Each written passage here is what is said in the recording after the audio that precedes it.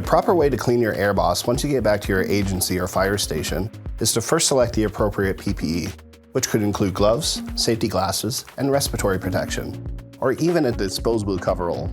Consult your station's standard operating procedures or guidelines for proper PPE. We'll next want to select and prepare the appropriate cleaning and disinfecting agent. More information can be found by contacting Dräger for the approved cleaning and disinfecting agents available in your country.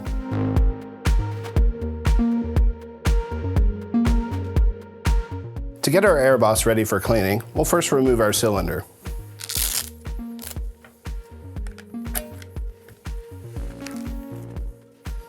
If your cylinder has a protective sleeve, you'll want to remove it so that you can clean it and the cylinder separately. Next, we'll remove the soft goods components from the AirBoss backplate.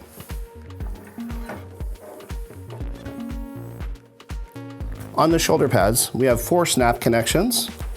These are directional snaps. They cannot be opened from the outside. What you want to do is reach to the inside and lift up. Repeat this on the other side. We can now disconnect our LDV.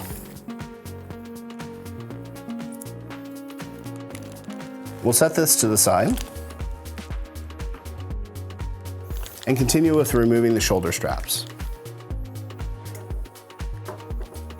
On the back here, we have 2 spring connections. We need to press these in and slide the shoulder pad down to be able to remove it from the back plate.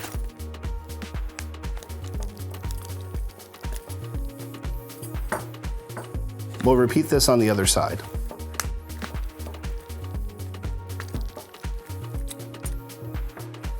To finish removing the shoulder pads, we need to remove what we call the dog bone. To do this, we'll slide it out a little bit through the back plate so we can turn it sideways and feed it back through.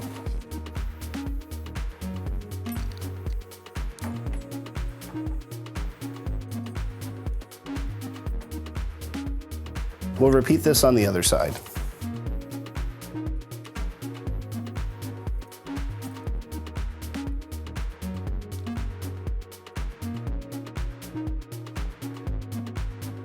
This unit is equipped with the optional UEVSS, so we'll want to remove that from its pouch first.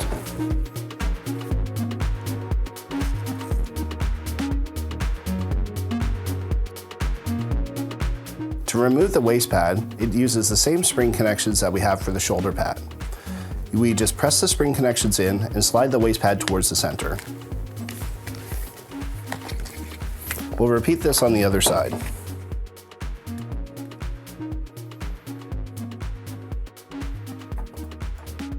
We've now removed the waist pad and both shoulder pads. We'll want to make sure that we also remove any accessories from our shoulder pads prior to starting our cleaning process. It's also important to note that while removing the soft goods, we did not break any electrical connections or pneumatic connections other than removing the LDV with its quick disconnect.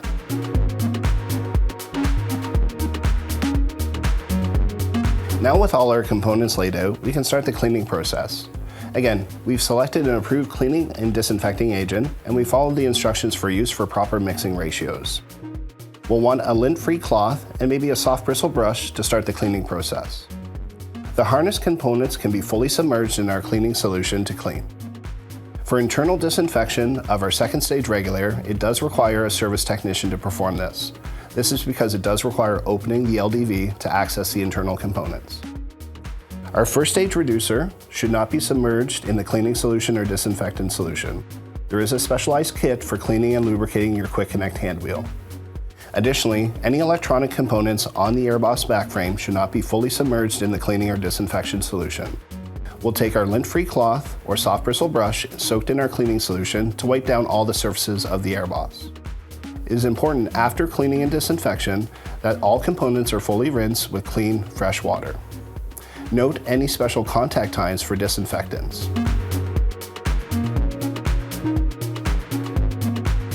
Now that all of our components have been cleaned and rinsed off, we can start the drying process. It's important not to use direct sunlight to dry any of these components.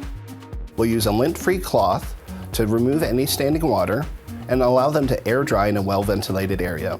If using a heated dryer, make sure temperatures do not exceed 140 degrees Fahrenheit or 60 degrees Celsius. Drying time should not exceed 30 minutes. If using an automated dryer, such as the DryBoss, this has an integrated humidity sensor. This will ensure that drying times are not exceeded and that maximum temperatures are controlled.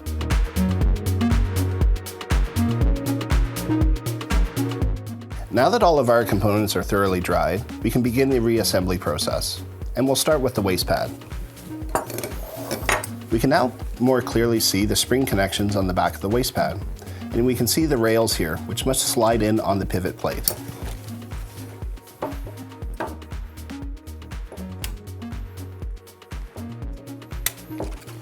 Make sure you hear both clicks as you slide the waste pad in to note that they're fully secured. Again, this unit has the optional UEBSS, so we need to put the UEBSS back in its pouch.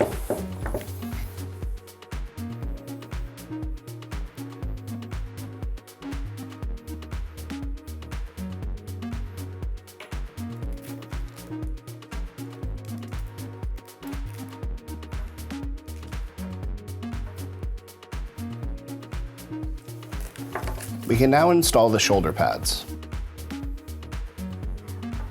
It's important to note the direction of the snap buttons. When looking at the AirBoss from the front, the snap buttons go towards the inside. Again, like the waste pad, they have rails to lock them into place on the back plate.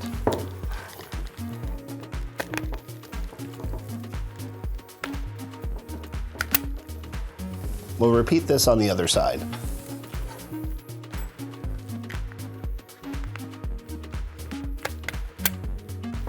We can now position the hoses and close down our snaps.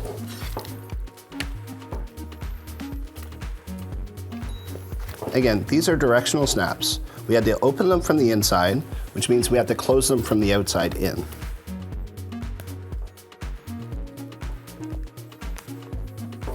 And we'll repeat that on the other side.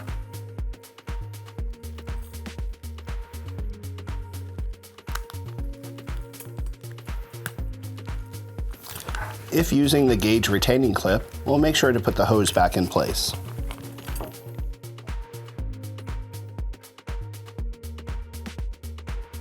For the shoulder straps, we'll want to do a half turn towards the outside and then feed the dog bone through the back plate.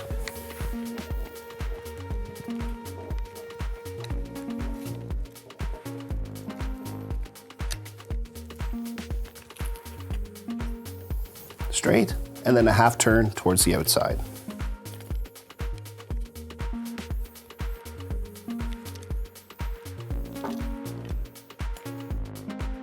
We can now install the LDV.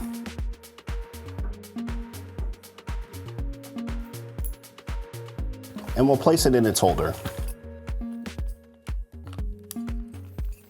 We've now reinstalled the harness components and the LDV on the AirBoss. We can now install the cylinder as well.